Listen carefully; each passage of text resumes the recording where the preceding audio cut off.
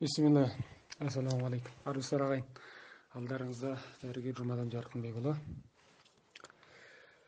Осы жақында бір көрерменіміз хабарласып, бізге сұрақ қойған екен. Қызылордадан хабарласты бір тәте кісі. Олы ұйқы безі рагымен ауырады екен, яғни жаман ауру ұйқы безінің. Енді бұл соған қатысты бүгін бізге қолқа салған екен. Мына Рамазан айында өзінің баласының тезірек сауығып кету үшін дұға жасап жатқанын тілге кетті. Әрі бізге де өзінің жақсылықтарын тіледі. Сонымен қатар тезірек осыған бір қандай шаралар қолдануға болады. Соны бізге өтінді. Соған байланысты бүгін адамның балаға деген езіліп елжіреп тұрған жүрегі айтпаса да белгілі. Сондықтан да бұл осыған қатысты біз созбай осы бір нақтылы жауап берсек, соны бүгін лекциямызға тілге тиек болатыны ұйқы безі рагы болмақ иншалла. Енді ұйқы безі рагы көбінесе бұл cancer king, яғни рактардың ішіндегі патшасы деп аталынады. Бұл деген сөз, бұл өте қатерлі рак, тез дамитын. Сонымен қатар көбінесе байқаған жағдайда соңғы мезгілі болып 5 жылдық өмір сүру салыстырмасы өте төмен, ал керісінше өлім салыстырмашылығы өте жоғары. Соған байланысты айтылған. Ал енді бұның диагноз қою өлшемі көбінесе ақш-тың NCCN, яғни National Comprehensive Cancer Network, ақш ұлттық сол қатерлі ісікке интернеттегі диагноз қою өлшемі деген сондай бір құрылымның сол өлшемі негізге етіліп алынады, соныкі алтын өлшем. Енді бұл көбінесе бұл ауру жоғарыда айтқанымыздай 70% адамдарда байқалған кезде соңғы басқышын өтіп кетеді. Яғни емдеу басқышының ең жақсы мезгілдерін өткізіп қояды. 5 жылдық өмір сүру салыстырмасы өте төмен дедік. Өлу салыстырмасы керісінше жоғары. Енді ауру белгілеріне тоқталатын болсақ, ауру белгілері классикалық емес. Оның ішінде іштің жоғары тұсы ауруы мүмкін, ас қорытуы нашарлап, тамаққа тәбет тартпайды, салмақ тастауы мүмкін деген сияқты.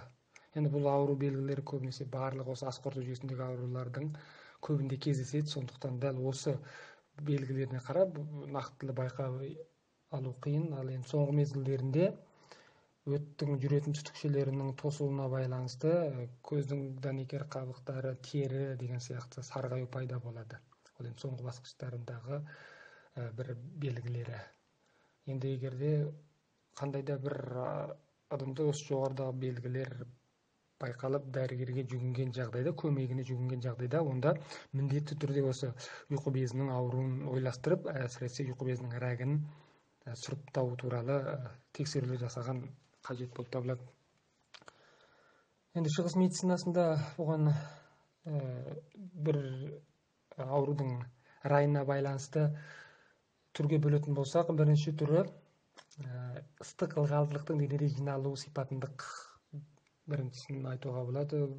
Бұндай ауруларда іштің жоғары тұсы керіп, сыздап, жайсыздық тудырады, немесе кеуі ауырады, ас қорыту нашарлайды, тамақ тәбет тартпайды. Сонымен қатар температура болуы мүмкін, аузында ашты дәм болып, аузы құрғайды, үлкен дәрет құрғайды, әрі дұрыс шықпайды.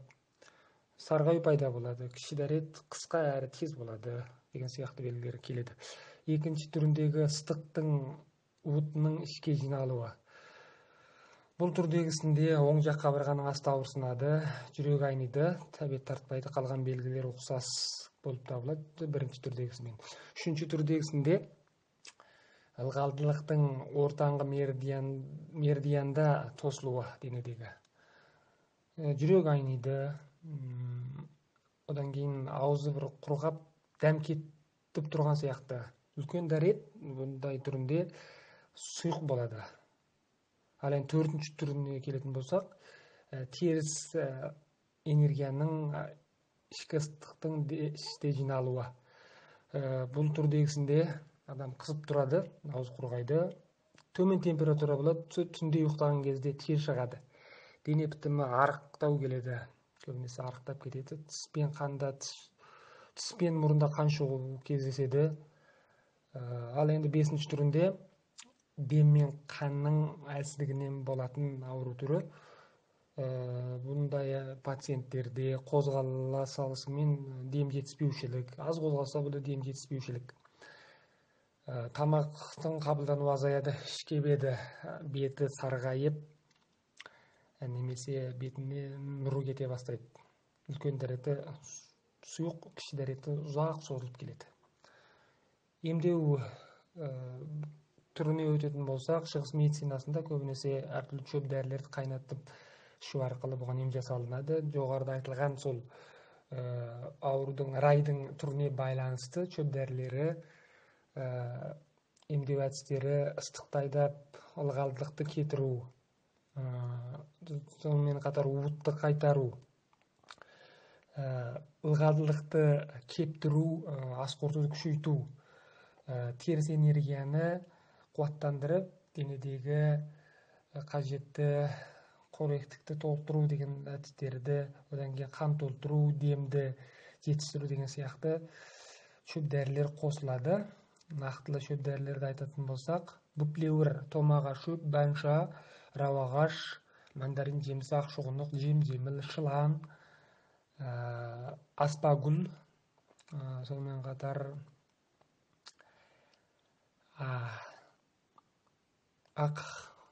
ақгүлді жылан, тілді шөп деген сияқты шөптерді негізгі топта қолданады. Қосымша қолданылатын шөптерден арша деген сияқты, одан кейін мия, мандарин қабығы, тау картобы, алақат, оймақгүл, сайсағыз, осы шөптерді қосымша қолданады. Аю балдырған, тағы да жаужұмыр, айта берсек, енді кең қарандыз, енді түрі көп, жалпы осы түрлерді көбірек істетіледі. Бұл енді шығыс медицинасындағы шөп дәріні қайнатып ішу әдісі арқылы емдеудің бір түрі. Екінші түрлерінде дайын, сол шөп дәріден жасалған дайын препараттарды қолдануға болады. Үшінші түрісінде көк тамырдан жіберілетін сол құрам шөптен болған ампуладағы дәрілер. Төртіншісі сырттан емдеу әдісі. Сырттан емдеу әдісінде көбінесе сырттағы сол адам денесінде ерекше әсер ететін нүктелерге шөп дәрілерден дайындалған рецепттердің талқан күйдегісін таңу, немесе булап емдеу, немесе бүкіл өне бойды сол шөп дәрімен жуу әдістері қолданылады. Бесінші әдісін айтатын болсақ, шығыс медицинасында ине салу әдісі. Денеге салуға басқа салатын инелер тоқ ине, электрон ине, яғни құлаққа салынатын инелер деген сияқты. Одан кейін кейбір нүкте, адам денесіндегі рефлекс нүктелерге арнаулы дәрілерді құю. Сонымен қатар хиджама бар, банкі терапиясы қолданылады. Алтыншы әдісі ыстық ем. Енді сол жаңағы нақтылы асқын дыбыс толқындарын пайдалана отырып, қазіргі заманауи аппараттардың көмегімен іске асырылады.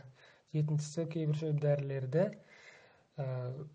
артқы дәрет жолынан, үлкен дәрет жолынан жіберу, немесе сырттағы терілердің түтіктері арқылы жіберу әдістері. Сегізіншісі, басқа да бір әдістер, мысалға адам денесіндегі нақтылы әсер ететін сол нүктелерден шөп дәрілерді немесе қажет дәрілерді жіберу арқылы адамдар, осы кісілерді көбінесе химиялық әдісті қолданылады. Соған байланысты ақ клетка кем кетеді, соны толтыру мақсатында. Одан кейін жүрек айнып құсатын ауру белгісі күшейіп кеткенге соны азайту, жеңілдету мақсатында деген сияқты. Осы әдістерді көп қолданылады. Бұл әдістерде өзіндік сол шығыс медицинасының жауһарлары, батыс медицинасының қажетті емдік тәсілдерін бірлестіру арқылы жақсы бір нәтижелерге қол жеткізуге болады иншалла. Енді тағамдық жағынан айтатын болсақ, өте жаңа күйген, қатты піскен тамақтарды аз тұтыну, майлы тағамдарды, тұзды тағамдарды азайту. Керісінше целлюлозалық тағамдық талшықтарды көбірек тұтыну. Сол ішінде сәбіздің құрамындағы кейбір элементтер, витамин И немесе қажетті минерал элементтер, тұздың қабылдауын өте меңгеруге алу керек. Қатты тойып, қатты ашығудан сақтану керек. Одан демалысқа көңіл бөлу керек. Таңертең ерте тұрып, кешкісін ерте жату керек. Көңіл күйді көтеріңкі ұстау керек, әрине.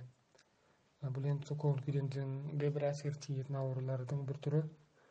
Қалыпты әрекет жасау керек. Оны да бірлестіру қажет. Негізі осы емдер вақтылы дер кезінде ғылыми түрде батыс медицинасы, шығыс медицинасының жүйелі механикалы, органикалық сәйкесуінде бұл аурудың соңғы мезгілі болса да, ауру кісінің денесіндегі ауру сезімдерін жеңілдетіп, бір жеңіл желпі жағдайда жүруіне, өмірін ұзартуға, тұрмысын жақсартуға өзіндік көмегін тигізетін бұл емдер болып табылады, иншалла. Енді осы ақпаратты жедел осылай таратуды жөн көрдік. Сол тәтеміздің бір өтініші болды бізге түскен, оны жерге тастамай, дереу осыған кірістік. Сол кісінің құлағымыз жейтін. Сонымен қатар видеомызды көпшілікпен бөлсеңіздер, білімді бөлсеңіз көбейеді. Сонымен қатар біздің арнамызды, қазақ тіліндегі медицина арнамызды қолдап қуаттау мақсатында пікір қалдырып, видеоға лайк басып, біздің арнамызға тіркеліңіздер ағайын. Ауырмаңыз ағайын, келесі эфирде кездескенше күн жақсы болғай. Бисмилла. Ассаламу алейкум. Армысыздар ағайын. Алдарыңызда